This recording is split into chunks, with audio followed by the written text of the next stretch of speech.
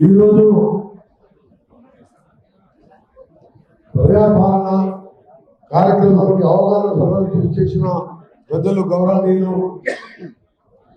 Senior మంత్రివర్యులు తుమ్మల నాగేశ్వరరావు గారికి, senior మంత్రివర్యులు పెద్దలు గౌరవనీయులు ఉత్తమ్ కుమార్ రెడ్డి గారు, అసెంబ్లీలో శాసనసభ్యులు వీళ్ళ ఐలయ్య గారు, మా తమ్ముడు వీరేశం గారు శాసనసభ్యులు, మరొక సోదరుడు అనిల్ కుమార్ రెడ్డి గారు భౌగోళిక శాసనసభ్యులు, మరొక సోదరుడు లక్ష్మణరెడ్డి విడాగూడ శాసనసభ్యులు గారికి, మరొక సోదరుడు సీనియర్ శాసనసభ్యులు బాలనాయక్ గారు, పెద్దలు శాసనసభ్యులు శ్యామిల్ గారు, మా సోదరుడు కొందరు దేవిరెడ్డి గారు, అలాగే మా సీనియర్ శాసనసభ్యురాలు మా అందరికీ రోల్ మోడల్ అయిన మా సిస్టర్ పద్మనాథ్ గారికి, కలెక్టర్స్కు, ఎస్పీస్కు, పత్రికా విలేకరులకు, మా నాయకులందరూ కూడా నమస్కారం.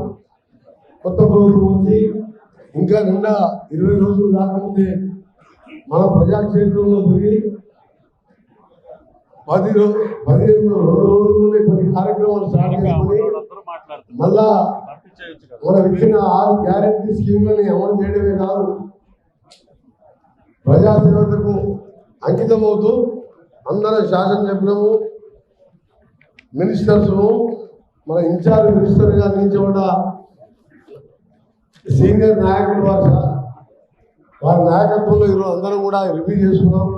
తప్పకుండా మనతో పాటు ఆఫీసర్స్ అందరూ ఒక టీంలాగా పనిచేసి, ముఖ్యంగా తెలంగాణలోనే అతిపెద్ద జిల్లా అయిన ఉమ్మడి నల్గొండ జిల్లా, పోరాటాలకు మార్పులైన జిల్లాలో ఇప్పుడే పెద్దలు ఉత్తమ్ గారు చెప్పినట్టు ఒక నాగార్జున తప్ప ఏ ఒక్క పెద్ద ప్రాజెక్టు లేని ఈ జిల్లాని అన్ని పెండింగ్ ప్రాజెక్టులు పూర్తి చేసుకొని, అది సొరంగం ఎస్ఎల్బిసి సొరంగం కానివ్వండి, ఏఎంఆర్పి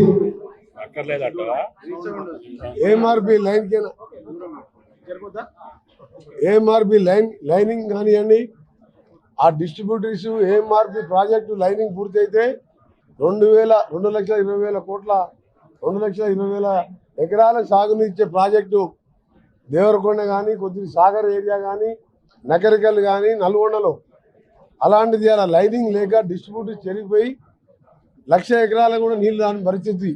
అలాగే డిండి ప్రాజెక్టు నక్కలగండి కానీ దేవరకొండకు సంబంధించి ఈ ప్రాజెక్టులన్నీ కూడా పెండింగ్ ఉండి 1,00,000 కోట్ల ప్రాజెక్టులే ఖర్చు పెట్టిన నల్గొండ జిల్లాని సౌతి తల్లి ప్రేమ చూపించి ఎక్కడేసే గొంగలి 10 సంవత్సరాలు తెలంగాణలో మనం మొదలుపెట్టిన సొరంగ మార్గం కానీ, బ్రాహ్మణవెల్లలో ఉదయ సంవత్సరం ప్రాజెక్టు 80% పూర్తి చేసుకున్న ఏదో సాకు చూపించి ఆ ప్రాజెక్టు పెండింగ్ పెట్టడం మన అదృష్టంగా ఈరోజు మన జిల్లాకు చెందిన సీనియర్ నాయకుడు ఉత్తమ్ కుమార్ రెడ్డి గారే ఆ శాఖ మంత్రిగా రావడం నిజంగా మన అదృష్టంగా భావిస్తూ, తప్పకుండా వారు ఇప్పటికే వాళ్ళు సూచనలు చేసి ప్రాజెక్టు పూర్తి చేశారని చెప్పినందుకు వారికి కూడా ఈ ప్రాంత శాసనసభ్యునిగా, సీనియర్ శాసనసభ్యునిగా, మంత్రిగా వారి కృతజ్ఞత తెలియజేసుకుంటూ, ఇంకా కూడా ఈ పెట్టిన పథకాలతోని మనం ప్రజల దగ్గరికి వెళ్ళి ప్రజాపాలన అందిస్తూ, గతంలో ఎమ్మెల్యేలకే పరిమితమైన కళ్యాణ లక్ష్మి రావాలన్నా ఎమ్మెల్యే సంతకం రావాలి,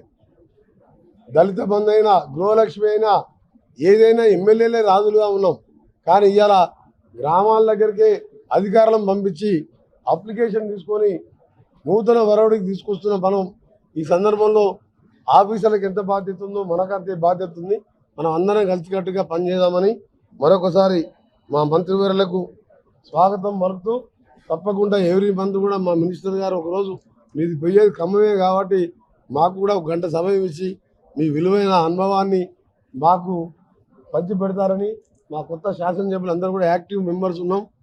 ఒక్క శాసనసభ్యుడు పొరపాటున పోయిండు, తప్పకుండా అక్కడ కూడా ఆయన లేని లోటును మీరు కూడా సూర్యాపేట, ఖమ్మం పోతూ ఆగి అక్కడ కూడా ఉత్తమ్ కుమార్ రెడ్డితో పాటు నాతో పాటు దాన్ని కూడా చూసుకుంటూ నల్గొండ జిల్లాని అభివృద్ధి పరచడంలో మీ సహకారం కావాలని నేను, ఉత్తమ్ కుమార్ రెడ్డి గారు, మా శాసనసభ్యులు అందరం కూడా కష్టపడి పనిచేస్తామని తెలియజేసుకుంటూ, ఇవాళ కేటీఆర్ గారు నిన్న ఒక శ్వేతపత్రం అని రిలీజ్ చేసినారు.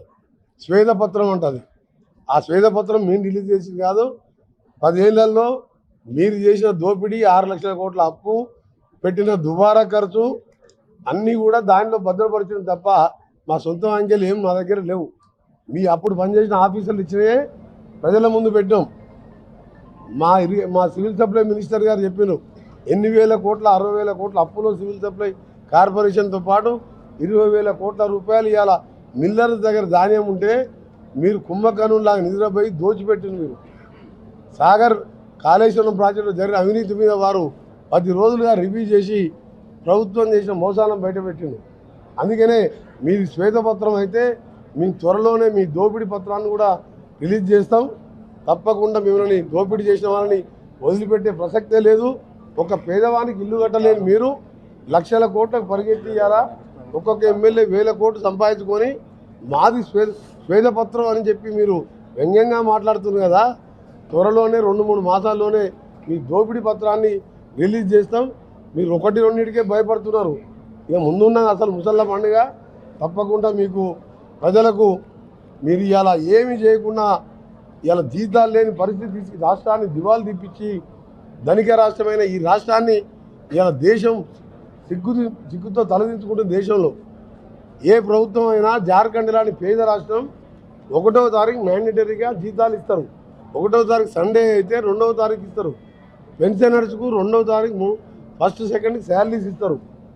ఇలా 5th లోపల వాళ్ళ శాలరీలు తీసుకోకపోతే హౌస్ లోన్స్ కానీ పిల్లల లోన్స్ కానీ పిల్లల ఎడ్యుకేషన్ లోన్స్ కానీ వాళ్ళకు క్రెడిట్ దొరకకుండా ఒక వర్గం అని కాదు అన్ని వర్గాలను మోసం చేసిన మిమ్మల్ని తప్పకుండా రాబో కాలంలో ప్రజలే మిమ్మల్ని ప్రజా కోర్టులో దోషులుగా తేల్స్తారని తెలియజేసుకుంటూ ఇప్పుడు పెద్దలు ఉత్తమ్ కుమార్ రెడ్డి గారు మాట్లాడవలసిందిగా కోరుతున్నాను. అప్పుడు నేను యాక్సిడెంటల్గా ఇరిగేషన్లో ఉన్నా. ఆ ప్రభుత్వ పరంగా వచ్చి ఆ జలసాధన సమితితోటి పూజ్యులు ఎన్టీ రామారావు గారు శంకుస్థాపన చేసినటువంటి దెమ్మి మీద నేను నిలబడి వాళ్ళకి మాటిచ్చి 2000 కల్లా ఎస్ఎల్బిసిని పూర్తి చేస్తామని చెప్పి మాటిచ్చాం. అప్పటికి 3 సంవత్సరాలే టైం ఉంది దానికి. అయినా సరే బడ్జెట్ ఖర్చు కాకపోతే మళ్ళీ నెక్స్ట్ ఇయర్లో కూడా బ్రాడ్ ఫార్వర్డ్ చేసి ఆ బడ్జెట్ని తీసుకొచ్చి యుద్ధ ప్రాతిపదిక మీద కెనాల్ చేసి ఆసియాలోనే హయ్యెస్ట్ లిఫ్ట్ ఎస్ఎల్బిసి. ఎందుకంటే టన్నెల్ ఎట్టి పరిస్థితుల్లో లేట్ అవుతుందని ఆ రోజే ఊహించాము. ఊహించి ముందుగా మనం లిఫ్ట్ చేసి ఈ ప్రాంతాన్ని మనం కొంత నీళ్లు సమకూరిస్తే కొంతవరకైనా మెరుగుపడుద్ది. 2.5 లక్షల ఎకరాలు గ్రౌండ్ వాటర్ అయినా పెరుగుద్దని ఉద్దేశంతో ఆ రోజు లిఫ్ట్కి ప్రపోజ్ చేశాం. టన్నెలు ఇవాళ ఉత్తమ్ కుమార్ రెడ్డి గారి చేతిలో పూర్తయ్యే అవకాశం వచ్చింది. ఫ్లడ్ ఫ్లో కెనాల్ కూడా ప్రాజెక్ట్ నిండుగా ఉన్నప్పుడు గ్రావిటీలో వస్తుందని చెప్పి దాన్ని కూడా ప్రారంభించాం ఆ రోజుల్లో. అదేవిధంగా భీమలింగం అనే కాలువ గొడవ చేస్తూ ఉండేవాళ్ళు, దాన్ని కూడా చేశాము. ఆ రకంగా ఈ జిల్లాతోటి అభివృద్ధి కార్యక్రమాల్లో 83 నుంచి నేటి వరకు వీళ్ళందరితోటి నాకు అనుబంధం, ఈ ప్రాంతంతో అనుబంధం ఉంది. వెంకటరెడ్డి గారు చెప్పినట్లుగా నా జిల్లాకు పోయేటప్పుడు వచ్చేటప్పుడు తప్పకుండా గౌరవ శాసనసభ్యులను అడిగి వెళ్ళేటప్పుడో వచ్చేటప్పుడు కాన్స్టిట్యున్సీలో తప్పకుండా నేను ఇన్ఛార్జిగా ఉండే అవకాశం వచ్చింది కాబట్టి మళ్ళీ పాత పద్ధతిని కొనసాగిస్తానని చెప్పి కూడా విజ్ఞప్తి చేస్తున్నా.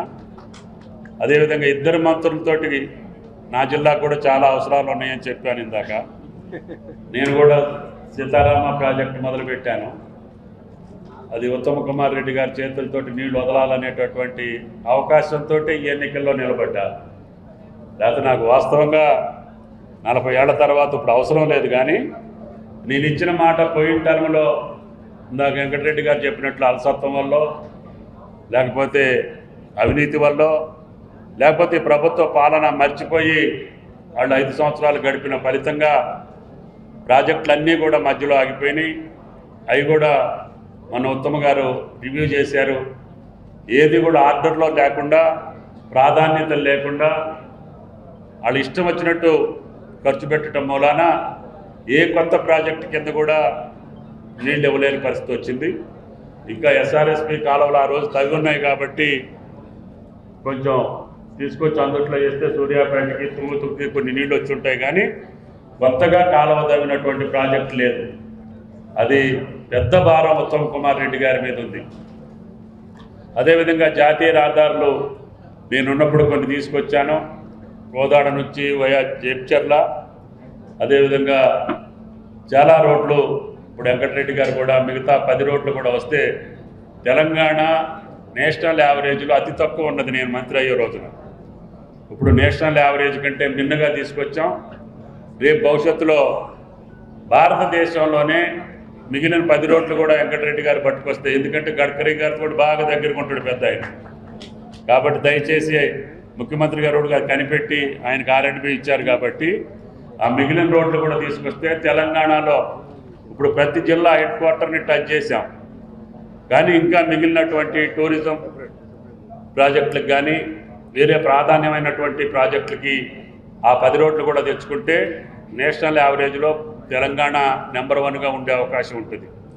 కాబట్టి అన్ని రంగాల్లో తెలంగాణ అగ్రగామి ఉండేదానికి నిన్న ప్రజలు ఇచ్చినటువంటి మనస్పూర్వకమైనటువంటి తీర్పు, వాళ్ళ యొక్క మనసులో ఉన్నటువంటి తీర్పు, గత ప్రభుత్వం యొక్క వ్యవహార శైలి మీద కానీ వాళ్ళు అవలంబించినటువంటి అభివృద్ధి నమూనా ప్రజలకు నచ్చలేదు. అందుకనే మళ్ళీ ఇందిరమ్మ రాజ్యాన్ని కోరుకున్నారు. సోనియా గాంధీ గారు ఇచ్చినటువంటి 6 గ్యారంటీలు నమ్మారు. ఈ రాష్ట్ర నాయకత్వం, కాంగ్రెస్ నాయకత్వాన్ని, అదేవిధంగా నిలబడ్డటువంటి అభ్యర్థుల యొక్క నీతి నిజాయితీని ప్రజలు గ్రహించారు. తప్పకుండా వీరి ద్వారా తెలంగాణకి న్యాయం జరుగుతుందనేటటువంటి ఆశ ప్రజలు చాలా బలంగా నిరూపించారు. ఎన్టీ రామారావు గారు ముఖ్యమంత్రి ఉన్నప్పుడు సంజయ్ నేను ఎవరైనా పోటీ చేస్తున్నా. పోయిన టర్మ్లో అసలు ఏందో ఏమో, అసలు వాళ్ళు ఏమనుకుంటున్నారో కానీ మొదటిసారి ఎమ్మెల్యేలు కూడా ఒక రాజులుగా ఫీల్ అయిపోయారు. అసలు వారి అహంకారానికి, అవినీతికి, అధికార దుర్వినియోగానికి ప్రజలు సరైన తీర్పు ఇచ్చని చెప్పి నేను భావిస్తున్నాను.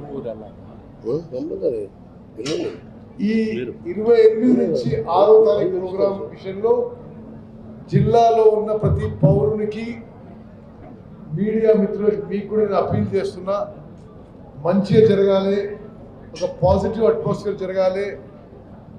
కుటుంబం ఒక యూనిట్గా ఒక అప్లికేషను, కుటుంబం అంటే రేషన్ కార్డు బేసిస్ మీద అది ఆ కార్యక్రమం పూర్తయిన తర్వాత నేను మళ్ళీ చెప్తున్నా, 100 రోజుల్లో 6 గ్యారంటీలు అమలుకి మేము కట్టుబడి ఉన్నాము.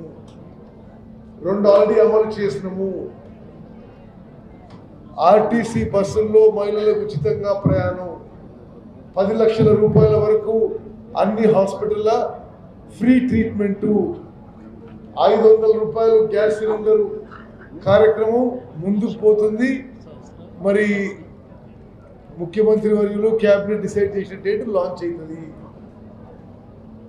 రెండో విషయం, ఇరిగేషన్ శాఖ మంత్రిగా నా డ్యూటీ, నా రెస్పాన్సిబిలిటీ ఉమ్మడి నల్గొండ జిల్లాలో చాలా కాలం నుంచి పెండింగ్ ఉన్న ప్రాజెక్టులు పూర్తి చేయించడం.